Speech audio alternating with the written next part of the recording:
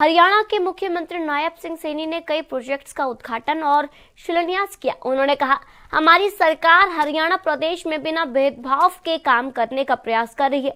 हमने 217 संकल्प लिए थे और उनमें से हमने 60 संकल्प पूरे किए हैं।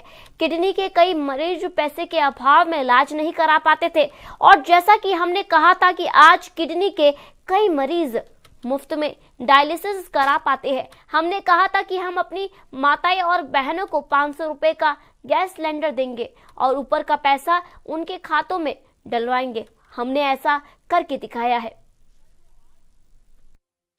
स्कूलों के भवनों का निर्माण कराने का काम ये हमारी सरकार ने किया है। साथियों, मोखरा में हमने जो माइनर है, सब माइनर है, उसकी मरम्मत के लिए 13 करोड़ 65 लाख रुपए खर्च किया है। महाग्राम योजना में गांव निदाना में जल आपूर्ति योजना संवर्धन का काम 12 करोड़ 69 लाख रुपए की लागत से किया गया है और इसी गांव में सीवरेज ट्रीटमेंट प्लांट पर 2.5 करोड़ 18 लाख रुपए की लागत से वो जारी किए गए हैं। साथियों, गांव निदाना में विकास कार्यों पर हमने 19 करोड़ 51 लाख रुपए की राशि वो खर्च की है और इसके अलावा 2 करोड़ 45 लाख रुपए की लागत से 33 केवी सब स्टेशन निदाना का निर्माण वो किया गया है। साथियों, हमने बिना भेदभाव के हरियाणा प्रदेश में ये काम विकास के कार्य करने का निरंतर हमारी सरकार काम कर रही है।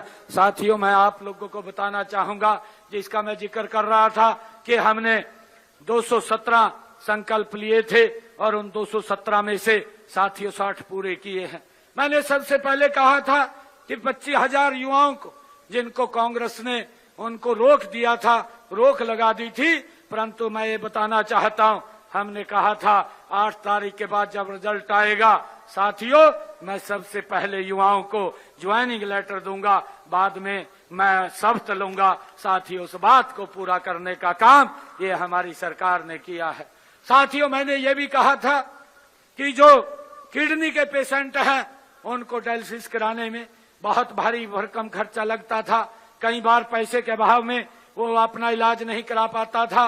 हमने ये संकल्प पत्र में कहा था 8 तारीख के बाद हमारी सरकार बनेगी, हम डायलिसिस के